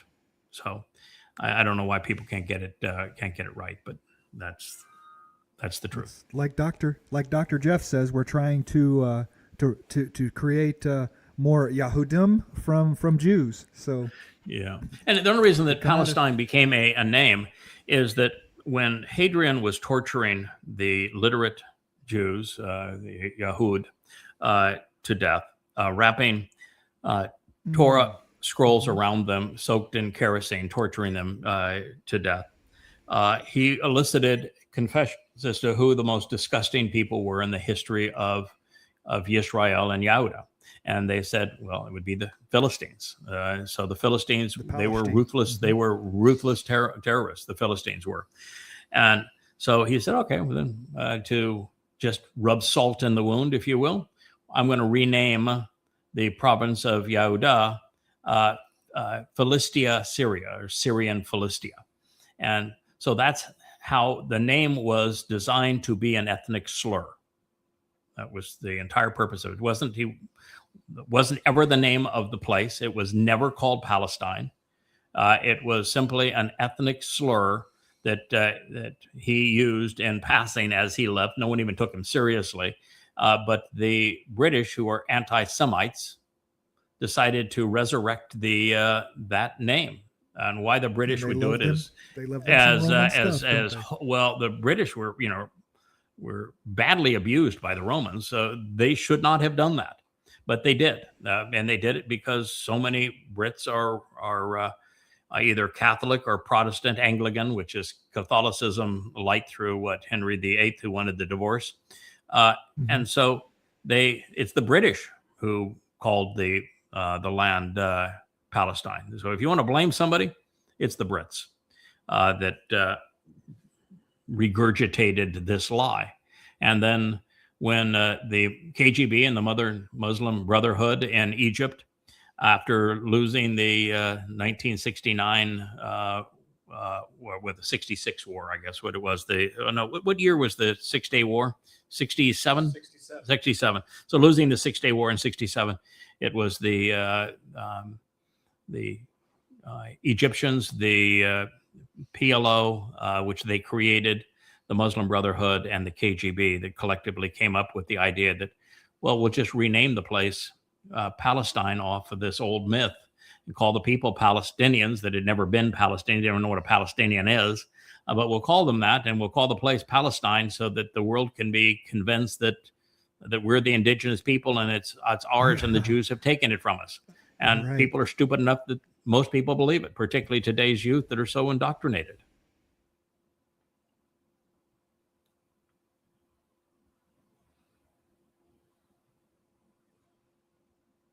Is this the Bondi? Oh yeah, that's the video. There is actually not graphics. I don't know why Facebook covers it up, but what is it's so sad when you watch this, and it's a long video. It plays for, I don't know, 15, 20 minutes. So these two Muslim morons with their rifles sitting there on a bridge continue to fire away with bolt action rifles at Jews, even Jewish children, for better part of 15, 20 minutes. And you can see cop cars zipping by, going back and forth, zipping by. No one bothered to stop. When they finally had some that stopped, it was mostly women, and they hid behind the cars or they put their hands up. They did nothing. Nothing. So all of this time, these guys just in open air on this bridge are firing away without a single cop doing anything. You know, they want to say, well, you know, it's a gun control issue. We got to take guns away.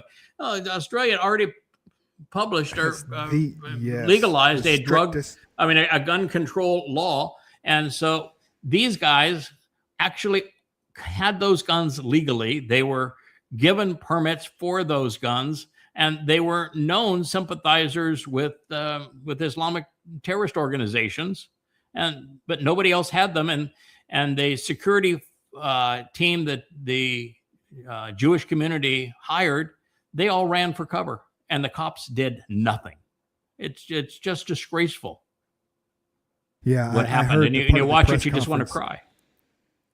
Heard part of the press conference and just how upset it. I don't think it was the prime minister, but it was the New South Wales governor or whatever that was overseeing the press conference. He was just emphatic that the cops, you know, what would you do? You know, these guys had long guns. Our police officers only had handguns, and they acted bravely. They acted within their training, and he was just completely upset that people were like the cops did nothing. No, they didn't. No, they didn't. They did nothing, and they did not. They ran. They cowered. They did nothing. I mean, it says that Australians are gutless. They're immoral. They're disgusting. That's what it says. Is that Australia? I will never. I was there once. I will never go back. You were reprehensible. First of all, you have encouraged anti-Semitism. You have not only brought in these malcontents, you've allowed them to say, kill the Jews in their parades. You have brought this upon the Jewish community. It was well known what you had done. You were, as Marxist governments, you were supportive of them. You were integrated into them. And then your police completely failed. They were cowards. Let the Jews die. They ran and they hid. Reprehensible.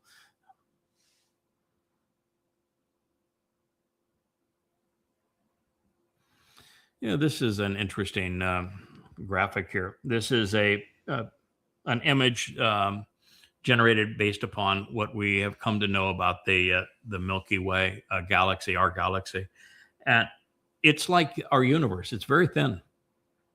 You know, why it would be thin without being designed to be thin is curious. There are some stars in a belt below and above the main disk, but virtually everything is in that disk, and it's just as flat as it can be.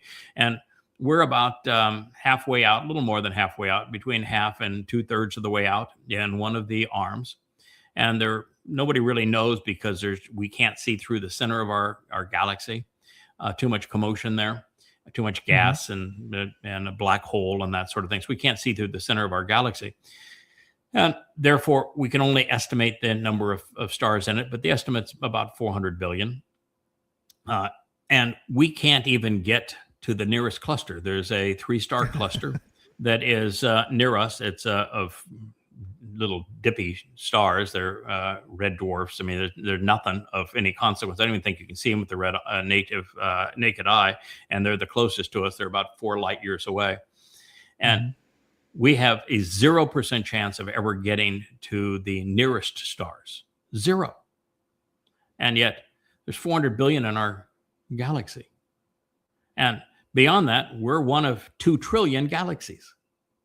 And beyond that, the galaxies only represent 5% of the known universe. The other 95%, we don't even know what it's made of. We just call it dark. Dark energy, dark matter. But we know it's there. We just don't know what it is. That's why we call it dark. We call it dark because we can't see it. I found it interesting. I think it was Zachariah quoting Dode talking about how the universe is flat, and he uses as a plate. The universe laid out as a plate, and it's like, wow. If that's not something that just shows you how inspired, that you're really, these guys are really speaking for YAHOWAH, there's no way we didn't even know this. There's no way that back then they could know that unless they were getting inside information. Right. And regularly the terminology is used that the universe is expanding. And we did not know that until the Hubble constant, when we found that through the redshift that galaxies are moving away from us. So we did not know that the universe was expanding. We thought it was actually a steady state. Einstein was convinced it was steady state. And through the 1940s and 50s, it was believed that the universe was steady.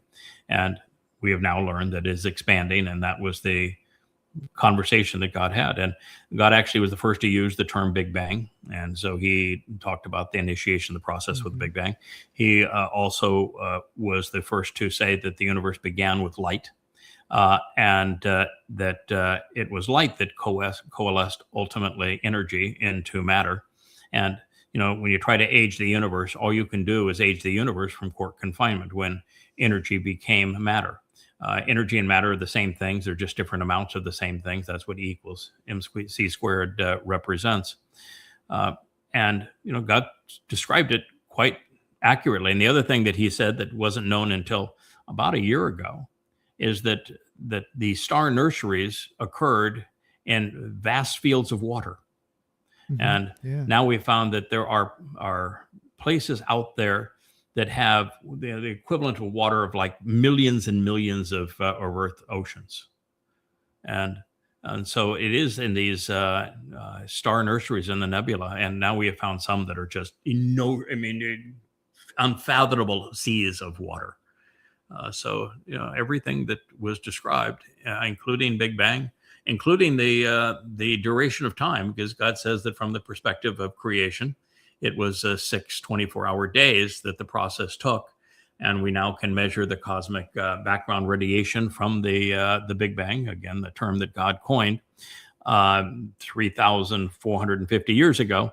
And when we divide the 14 to 15 billion years that the universe is old by the dilation of time recorded by the cosmic radiation background from the Big Bang, it's 10 to the 12th power, and you divide 14 billion years by 10 to the 12th power, you end up with 6 24-hour days. Pretty impressive. God's really smart. Yes, indeed. Indeed he is. His metaphors have legs. They do. Yeah, this is the weasel in chief trying to finagle how he is going to put Islamic troops in Gaza. And it'll be the same policing force that will be used in the Fakistanian state, the Islamic State carved out of Israel's heart. And so what he's going to do is going to put Egypt and Turkey and Qatar and Saudi Arabia and Indonesia and all of these countries that are devoted to the destruction of Israel. Mm-hmm. He's going to have them with weapons supplies and U.S. Commitments to defend them in Gaza, where Hamas is still armed and deadly, and they're going to have that same police force in Fakistan, and sitting right by Erdogan, who is the messiah for the Islamic world and constantly calls for the destruction of Israel, as does Qatar.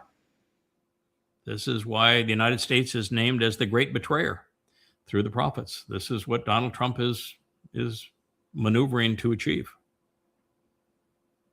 Just a powder keg. I mean, having a flagged military Turkish, any one of these countries in Gaza, all they have to do is take fire once accidentally from Israel, be in the wrong place at the wrong time, and it's an act of war. I mean, it is just absolute powder keg. Yeah, one of the things that's interesting when you are really diligent on translating YAHOWAH 17 is that the catalyst for the state of terror that is carved out of Israel is Israel's bombing of Damascus. Yeah. So just as we saw Israel bomb Tehran, and we saw Israel bomb Beirut, and we saw Israel bomb Gaza,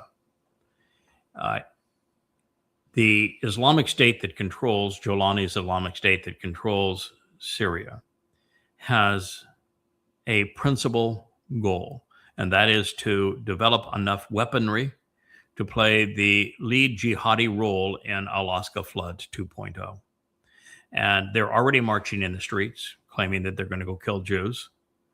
And so Israel is going to do what Israel does in these circumstances, which is a preemptive strike, according to YAHOWAH 17. And it's that preemptive strike that ultimately leads to the dissolution of Israel. So, and we have Trump telling Israel, "Don't you dare bomb or attack Syria." So we'll see how this plays out. But Netanyahu cannot survive without war. He's made Israel a vassal of Donald Trump and has put Israel in this position where they're carving Israel up. And so it's astonishing that Donald Trump is popular in Israel and that Netanyahu is popular in Israel when they're the very people who have destroyed Israel.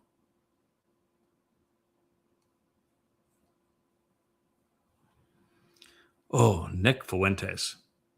Nick Fuentes, I had thought was the most rabid anti-Semite on the planet.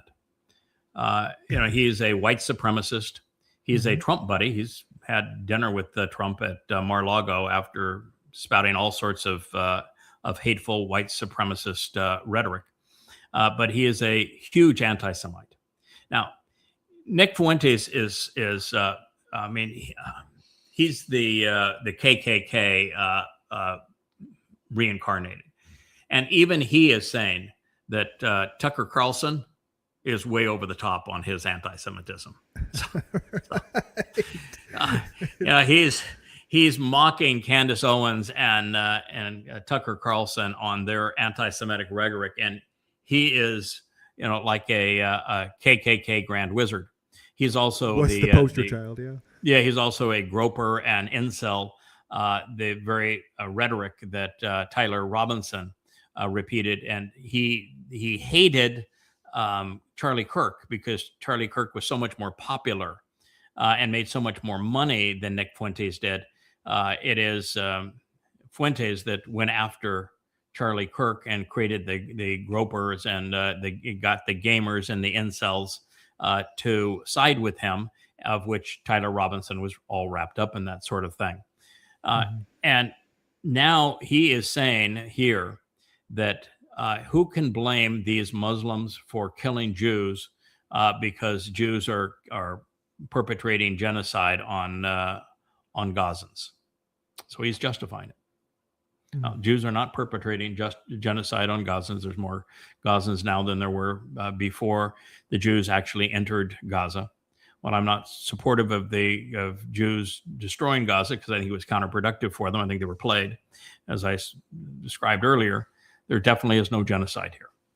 Now, not by the international definition. By the international definition, if you throw sand in somebody's face in a sandbox, you're perpetrating genocide. I've published the international standard for genocide, and almost every human being that's ever even blown their horn in a car is guilty of genocide by the UN's definition. All you have to do is cause somebody to have mental anguish over what you've done, and you are guilty of committing genocide. But nonetheless, he is saying that these Muslims were justified in slaughtering Jews. No. Yeah. Unbelievable. No, really. Unbelievable. We'll end on this one. We're at 2 hours for our vlog on the vlog. Oh, that flew by. Yeah, that was quick. This is something else. I mean, I've been doing a lot of I told you so, but I told you so. That the fact of the matter is that since I began to study YAHOWAH's prophets and have written 35 books on YAHOWAH's prophets, I've made a lot of predictions about things that are going to happen in the world, and thus far I've been right 100% of the time. I was right here. I know a lot about China. I've spent a lot of time in China. I know a lot about trying to do business in the United States. I know a lot about business. I've taken 2 companies public. One of the very few people that has ever done that, companies that I founded myself. I was one of the first companies that opened a factory in a free enterprise zone inside of China. Wow. I was actually one of the first people, in fact, the first group of non-politicos after Nixon opened up China. I went in with Tenzing Norgay, who's the Sherpa that led Hillary up Everest, and it was only 12 of us, and we were regaled by everybody that was anybody in China during our entire tour. I know China really well, and I also know manufacturing well because I have owned manufacturing companies. I know international trade well. I've owned a company that brought in tens of thousands of containers. So I know this business really well. I know what I've built factories in the United States, and so I know what the United States has done, and I knew it 30 years ago that the United States was making it impossible to manufacture in this country. So when I looked at all of those factors, I realized that the United States had a 0% chance of prevailing with Trump's tariffs. The Trump's tariffs were going to cost Americans a great deal in even their economy, and that there was a 0% chance that China was going to lose a trade war with the United States, and that China would be is like Russia, would actually grow stronger by having American sanctions and by being attacked by the United States. And that's exactly what's happened with China and Russia. They have created mechanisms around the US dollar. They're doing their business now in gold-backed currencies. They're not using fiat money. They have replaced SWIFT. They have replaced the dollar as a reserve currency. They're no longer buying treasury bills, which is another thing that I predicted. When they mature, they're out of them. And the only way we can sell our T-bills is through quantitative easing, which is the illusion of them being purchased by the Fed. The Fed issues them. The Fed purchases them with money the Fed does not have. So it's a whole scam, and that because China has become the industrial engine of the world, and they are by far and away now. The United States is a hospitality and service economy. We don't make things anymore. China does. And when Trump decided that he was going to go after China, I knew this was going to blow up in his face, and that it would destroy the U.S. economy, and that China would prevail in every possible way, including rare earths. And they did. But what happened is even beyond what I had forecast, and that while I said that the United States trade with China is a rounding error, it's a small part of their exports. So the Chinese were in a position to replace the United States very, very easily. And the United States actually couldn't do without the rare earths or the phones or the computers or the electronics that are only sourced now in China. So the United States would have to capitulate and bring those things in and have those things untariffed and beg the Chinese to sell them to us again, which they did. But at this point, China just posted their best trade numbers ever. Year over year, they have successfully found a way to prosper against the United States, and that Trump has nothing but egg on his face. He pulled a foolish ploy. His tariff war was absolutely asinine. Tariffs are a tax on your own citizens. You don't impose tariffs on another country. China doesn't pay a penny of those tariffs. Americans paid all of those taxes, and he bankrupted America, and he enriched China. So there you are. They prevailed. Russia prevailed. We declared a war against Russia by moving NATO into Ukraine. That's where we promised the Ukraine they'd be part of NATO, and then we started having all the war games in Ukraine, and then we toppled the pro-Russian government that had been elected, and we began to fight this proxy war to kill Russians, and it backfired on us. They confiscating Russia's national reserves, sovereign national reserves, caused the rest of the world to say if they can do that to the Russians, they'll do that to us. And even Saudi Arabia started selling oil outside of dollars. And the whole world is now doing commerce away from the U.S. Control mechanism, because the U.S. this idiot decided that he would use the U.S. currency, which had always been a safe haven, which is why it was used as a trading mechanism. He decided to weaponize it. And the weapon was nuclear, and it blew up in America's face. America's done. I can't tell you if it's going to happen in 1 year or in 4 years, but America's done. Economically, we're going to implode. There'll be nothing left economically functional in the U.S. government. We are bankrupt. We have no means to roll over our debt. We will inflate it to the point where there'll be wheelbarrows to buy a loaf of bread. It'll be replaced by a Trumpian prop that will be electronic money, that everyone will be controlled. Your savings will be of no value to you whatsoever. Everyone has to agree to the new mechanism that replaces the dollar or starve to death. And it's easier to hide it now, though. Because if you look at first of all, it's a digital wheelbarrow to buy bread, because it's all on a card. And I was also looking at a while back, you don't see the bread lines anymore because of EBT cards. Because of the way that welfare is done and things like that people can't actually see the impact of it and measure for themselves in their own communities, like the soup lines in the 30s and things like that. We see it here. We see it here because when you go to the market here, 85% of the purchases are on the food stamp cards. 85%. So everybody that's checking out before you and after you is spending, buying steaks and wines and the like. And I know there's not supposed to be certain things, but they don't care. But it's the government handouts on credit cards. So it's reprehensible what we've done to ourselves. But we did this to ourselves. We abused, just like we're sanctioning Venezuela and blockading Venezuela. And we did that to Russia, and we tried it with China. We pretend like the world is ours to control. It's our oil. Yeah, we think that the world is ours.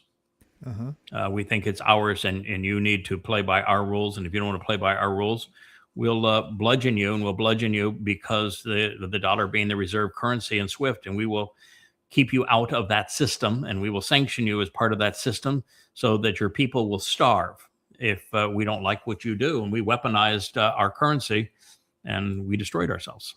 The rest of the world says, screw you. We don't want to play with you anymore. You're disgusting. And we don't And have to, this yeah. man is to blame for it. So he is demon possessed. He was elected by Americans, and he will destroy America. That's probably a good place for us to stop. Well, can we play the Wookiee one more time as a close to our program? Gotta Rich, love you gonna close us out? the Wook if we have it. But thank you, Kevin. I enjoyed being able to do this with you. Always nice I doing enjoyed it the vlog on a blog. All right, signing off by the Wookiee.